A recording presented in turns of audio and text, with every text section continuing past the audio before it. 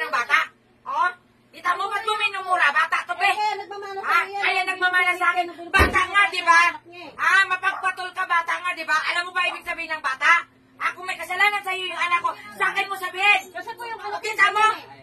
Kita mo ginawa sa bata? Ginawa mo sa anak ko? Lagi na lang nag-ano pala sagot eh. Paano sagot? Ako ang sabihan mo, ako magdidisiplina sa anak ko, hindi ikaw. Wala kang karapatan magdisiplina sa anak ko dahil ako ang nanay. Ako dapat ang pinagsasabihan mo. Ano ng ayos yung anak mo? Ano mong sabihan mo ng ayos? Mabait tong anak ko, kilala ko to, anak ko to eh. Kasi hindi mo nakikita mo ba, nakikita mo ba? Kung nakikita mo! Anong hindi ko makikita? Ay, anak ko nga to. Huwag mo murahin yung anak ko ha. Kung ayaw mo ito ang murahin ko ha.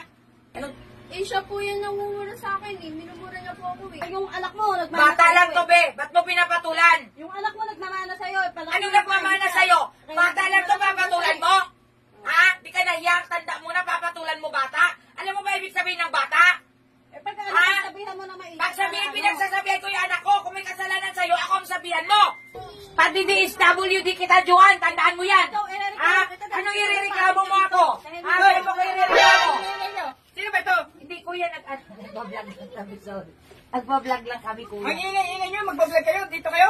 Hindi, kuya, Hindi kuya, nagbablog lang. Sorry. Bablog-vlog kayo, tapos mag-iingay kayo dito. Bablog lang. Parang inyong lugar to ah. Hindi, kuya, nagbablog lang po kami. Opo. Hindi, ayun lang, lang kami, nagbablog lang kami.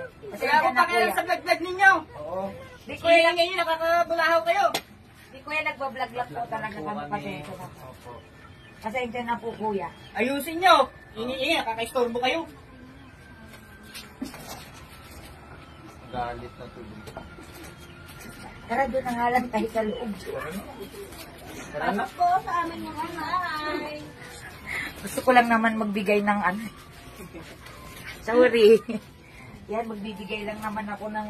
Oh, ba't nandito ka na? Hindi may dala na akong katon. Dito ka na. Kanina nagagalit ka. Alam lang ako.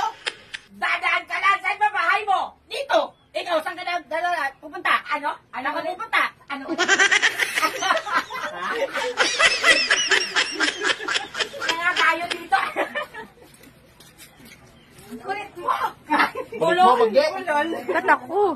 Ayan, mga palangganan dito dahil sa bahay ni Kuya Resty Felix sa Novaleches. Si Kuya Resty, isa to sa pinaka masugid na supporter ng One Palangga Nation.